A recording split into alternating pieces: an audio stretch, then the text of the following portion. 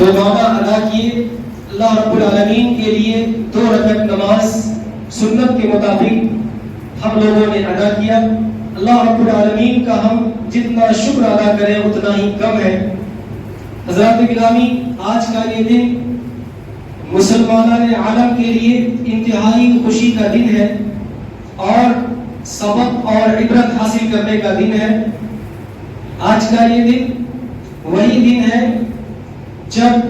حضرت ابراہیم علیہ السلام نے اپنے بیٹے اسماعیل علیہ السلام کے گلے پر چھری پھیری تھی. آج کا یہ دن وہی دن ہے کہ ہمارے پیارے نبی جناب محمد رسول اللہ صلی اللہ علیہ وسلم اپنی مدنی زندگی میں جتنے دن آپ کا مدینہ میں قیام رہا، پورے سال اور پوری مدت میں آپ نے قربانی کو انجام دیا. حضرات گرامی، آج کا یہ دن اتنا مبارک دن ہے کہ ایک مسلمان 2 نبی کی سنتوں کو ادا کرتا ہے، ایک حضرت ابراہیم علیہ السلام کی سنت اور ایک امام الانبیاء جناب محمد رسول اللہ صلی اللہ علیہ وسلم کی سنت. حضرات گرامی،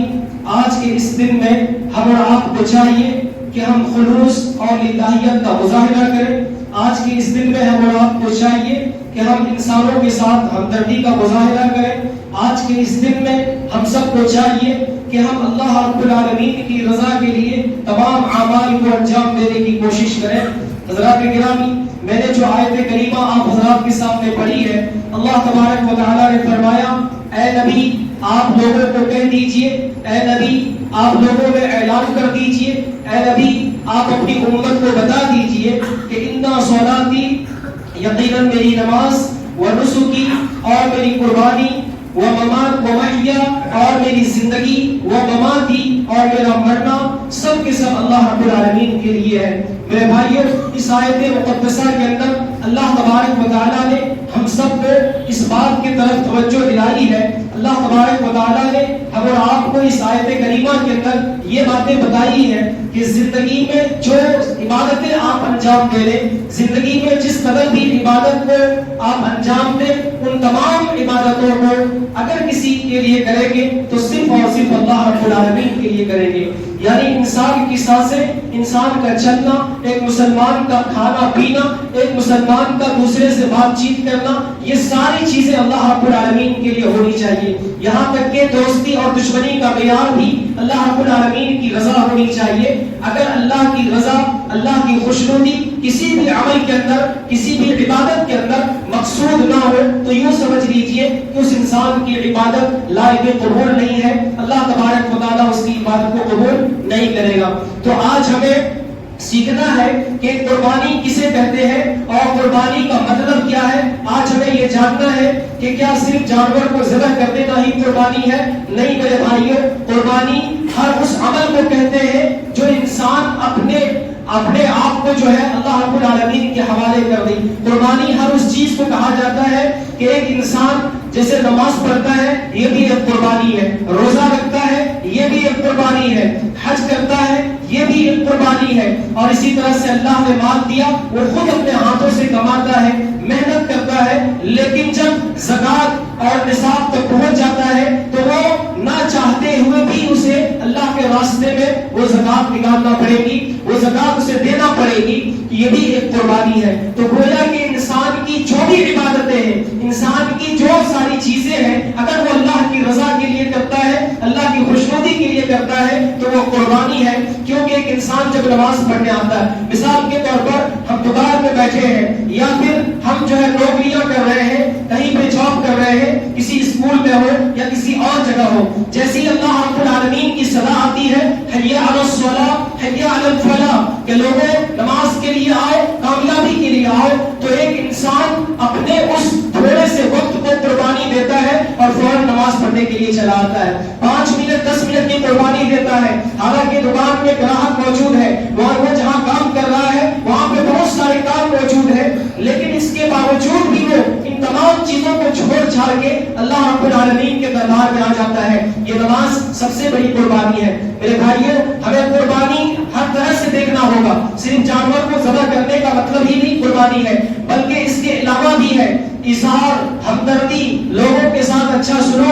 آپ نے تو واقعات بار بار سنے ہوں گے. حضرت ابو جہل رضی اللہ تعالیٰ عنہ کے بارے میں آتا ہے, وہ کہتے ہیں کہ جنگ یرموک کے موقع پر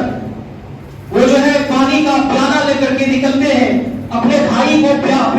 پلانے کے لیے کہ میدان جنگ کے اندر جب زخمی حالت میں ہوں گے, جب میں زخمی حالت میں اپنے بھائی کو دیکھوں تو اسے پانی پلاؤں. حضرت ابو جہل کہتے ہیں کہ میں جو ہے نکل گیا پانی کا پیالہ لے کر کے. جب میدان جنگ میں پہنچا تو وہاں پہ کیا میں حالت دیکھتا ہوں کہ ہمارے بھائی خاک و خون میں لطف ہے اور تڑپ رہا ہے. میں نے اسے پانی کا اشارہ کیا, کہا کہ تمہیں پانی چاہیے, تو اس نے کہا کہ ہاں یقیناً مجھے پانی چاہیے. لیکن جب اس نے پانی لینے کے لیے ہاتھ بڑھایا تو ایک دوسری جانب دوسرے مسلمان کی جو ہے کراہنے اور سسکنے کی آواز آ رہی تھی, گویا کہ وہ پانی طلب کر رہا تھا. یہ انسان جو خون میں تڑپ رہا ہے, خود پریشان ہے, لیکن اس کے باوجود بھی وہ کہتے ہیں کہ مجھے حاجت نہیں ہے, جو ہے میرے بھائی کو دے دو, میرے بغل میں جو بھائی ہے اسے دے دو. جب اس کے پاس لے کر کے جاتا ہے تو وہ بھی جو ہے جب پانی لینے کے لیے ہاتھ بڑھاتا ہے تو اس کے دوسرے جانب ایک دوسرا مسلمان جو ہے تڑپ رہا ہے. وہ کہتے ہیں کہ جب میں پانی کا پیالہ لے کر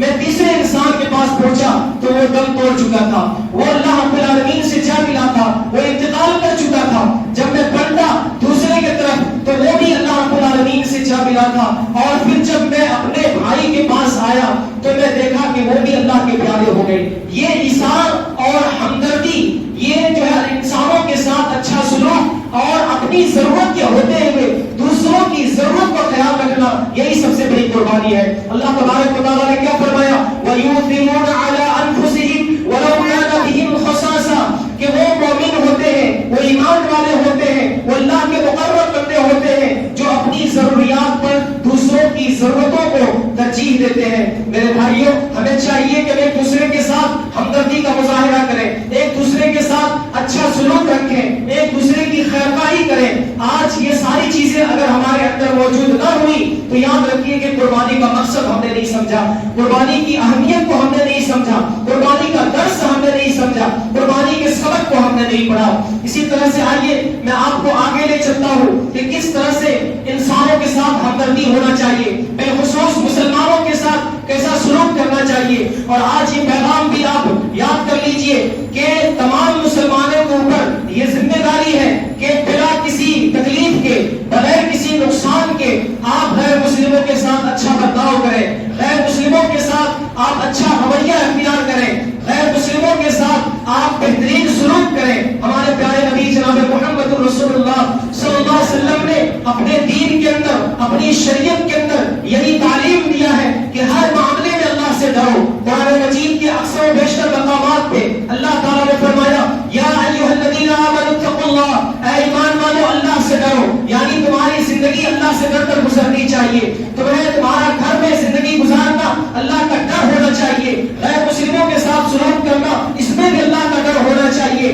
ہم معاملات کریں گے اس میں بھی اللہ کا ڈر ہونا چاہیے. گویا کہ پوری زندگی میں جب ایک انسان اللہ کا ڈر پیدا کر لیتا ہے تو یقیناً وہ انسان قربانی کی اہمیت کو سمجھتا ہے, قربانی کے مقصد کو سمجھتا ہے. آئیے میں آپ کو لے چلتا ہوں اس مشہور واقعے کی طرف جو بخاری شریف کے اندر ذکر کیا گیا ہے. اللہ کے نبی جناب محمد رسول اللہ صلی اللہ علیہ وسلم کے پاس ایک شخص آتا ہے اور کہتا ہے کہ اللہ کے رسول میں کئی دنوں سے بھوکا ہوں, میں کئی دنوں سے کچھ کھایا پیا نہیں ہوں, اس لیے اللہ کے رسول مجھے کچھ کھلوائیے, مجھے کچھ دیجیے. تو ذرا دیکھیے کہ پیارے نبی جناب محمد رسول اللہ صلی اللہ علیہ وسلم نے حضرت بلال کو بھیجا, کہا کہ جاؤ ہماری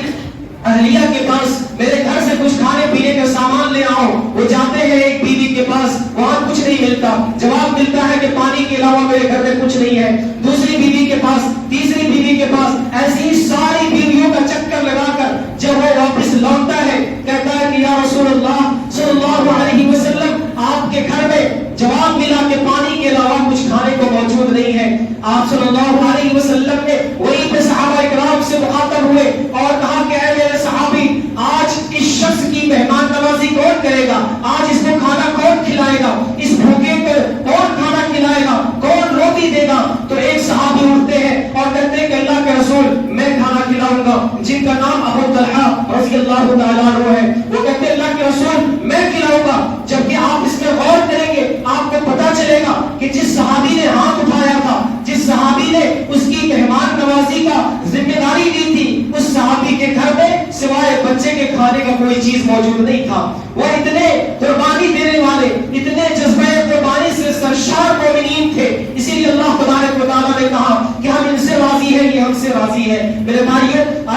دیکھتے ہیں ابو طلحہ رضی اللہ تعالیٰ عنہ اس مہمان رسول کو، رسول اللہ صلی اللہ علیہ وسلم کے اس مہمان کو اپنے گھر لے جاتے ہیں اور اپنی بیوی سے کہتے ہیں کہ اے بیوی محترمہ، مجھے پتا ہے کہ میرے گھر میں بچے کے کھانے کے علاوہ کوئی دوسرا کھانا موجود نہیں ہے، لیکن یہ جو مہمان آیا ہے یہ کوئی اور مہمان نہیں بلکہ امام کائنات جناب محمد رسول اللہ صلی اللہ علیہ وسلم کا مہمان ہے۔ اس لیے ہم اپنے پیٹ پہ قربانی دے سکتے ہیں، ہم بھوک کی قربانی دے سکتے ہیں، بچوں کی بھوک کی قربانی دے سکتے ہیں، لیکن مہمان رسول کے پیٹ کو ہم سیر کریں گے، ان کے پیٹ کو ہم بھریں گے۔ بہرحال انہوں نے ترکیب بتائی، یہ ساری باتیں آپ جانتے ہیں۔ کہنے لگے اپنی بیوی سے کہ جب دسترخوان سجایا جائے گا، دسترخوان میں بچوں کے کھانے رکھے جائیں گے، بچوں کو کسی طرح سے بہلا پھسلا کر سلا دیا جائے گا، اور جب کھانے بیٹھیں گے تو وہیں پہ ہم بھی ہوں گے۔ ابو طلحہ کہتے ہیں کہ وہاں ہم بھی ہوں گے۔ اے بیوی محترمہ سے کہا کہ اے میری اہلیہ، اے میری بیوی،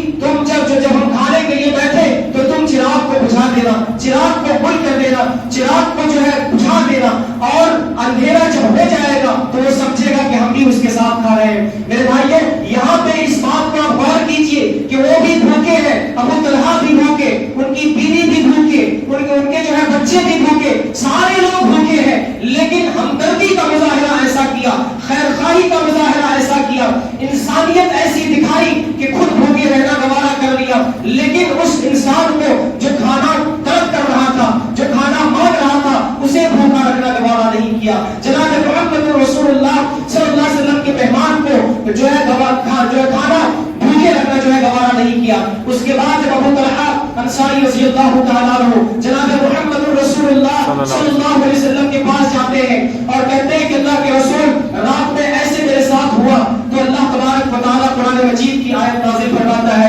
وَيُؤْثِرُونَ عَلَىٰ أَنفُسِهِمْ وَلَوْ كَانَ بِهِمْ خَصَاصَةٌ وَمَن يُوقَ شُحَّ نَفْسِهِ فَأُولَٰئِكَ هُمُ الْمُفْلِحُونَ، کہ یہ وہ لوگ ہیں جو اپنے ضرورت پر دوسری کی ضرورت کو ترجیح دیتے ہیں، جسے خود حاجت ہوتی ہے، خود ضرورت ہوتی ہے، لیکن اپنی ضرورت کو بھول جاتے ہیں اور دوسرے مومنین، دوسرے مسلمان، دوسرے مسافر کی بھوک کو ترجیح دیتے ہیں۔ یہی وہ لوگ ہیں کہ اگر یہ چیز ان کے اندر پیدا ہو گئی، اولئک هم المفلحون، اللہ نے فرمایا کہ یہی لوگ کامیاب ہیں۔ میرے بھائیوں، اس طرح کے بے شمار مثالیں موجود ہیں احادیث کے اندر اور سیرت کی کتابوں کے اندر، جس سے یہ پتہ چلتا ہے کہ ایک مسلمان کو اپنے آپ کی قربانی دینی چاہیے، اپنے نفس کی قربانی دینی چاہیے، اپنی ضرورت کی قربانی دینی چاہیے، اور بالخصوص ایک مسلمان کے ساتھ ہمدردی کا مظاہرہ کرنی چاہیے، خیرخواہی کا مظاہرہ کرنی چاہیے۔ ایسا نہیں ہونا چاہیے کہ آج ہم لوگوں کے لیے برا چاہیں، ایسا نہیں ہونا چاہیے کہ آج ہم لوگوں کے ساتھ غلط سلوک کریں، ہم لوگوں کو اچھا مشورہ دینے کے بجائے غلط راستے پر لگا دیں۔ ایسا نہیں ہونا چاہیے کہ ہم لوگوں کے ساتھ جو بے دردی کا جیسا سلوک کریں اور بے دردی کا مظاہرہ کریں۔ میرے بھائیوں، ایک مسلمان ایسا ہوتا ہے من سلم المسلمون من لسانہ و یدہ، کہ وہ انسان سب سے بہترین مسلمان ہے جس کے ہاتھ سے اور جس کی زبان سے دوسرے مسلمان محفوظ ہو۔ اب آج کے اس عید الاضحیٰ کے موقع پر آپ غور کیجئے کہ کیا ہمارے ہاتھ سے ہمارا پڑوسی محفوظ ہے، ہماری زبان سے ہمارے بیوی بچے محفوظ ہیں، ہمارے دوست احباب محفوظ ہیں؟ اگر محفوظ ہیں تو یقیناً آپ اچھے مسلمان ہیں، اگر محفوظ نہیں ہیں تو آپ سب سے پہلے اس چیز کو سدھارنے کی کوشش کیجئے، عمل کرنے کی کوشش کیجئے۔ اللہ کے رسول صلی اللہ علیہ وسلم نے خطبہ حجۃ الوداع کے اندر یہی چیزیں بیان کی تھی کہ لوگوں ایک دوسرے پر ظلم نہ کرنا، لوگوں ایک دوسرے کا حق نہ ماننا، لوگوں ایک دوسرے کے ساتھ اچھا برتاؤ کرنا، ایک دوسرے کے ساتھ حسن سلوک کرنا، یہاں تک کہا کہ میں وصیت کرتا ہوں کہ عورتوں کے ساتھ خیرخواہی کرنا، عورتوں کے ساتھ اچھا معاملہ کرنا، عورتوں کے ساتھ بھلائی والا سلوک کرنا۔ میرے بھائیوں، یہ خطبہ حجۃ الوداع ہے، آخری خطبہ جناب محمد رسول اللہ صلی اللہ علیہ وسلم نے دیا۔ تو ہم سب کو چاہیے کہ ہم قربانی دیں، ہر ایک چیز کی قربانی دیں۔ جب بھی ضرورت پڑے، اگر اللہ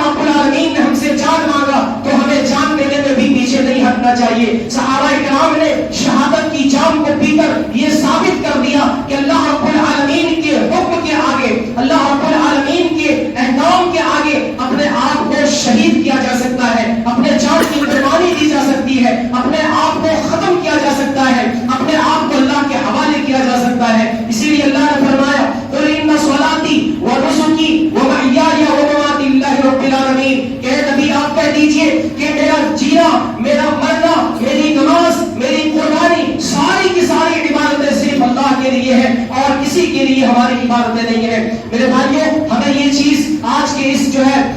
اس دن میں ہمیں سیکھ کے جانا ہے کہ آج سے ہم اپنے ہر ایک چیز کی قربانی دینے کی کوشش کریں گے, ہر ایک چیز کی قربانی دیں گے.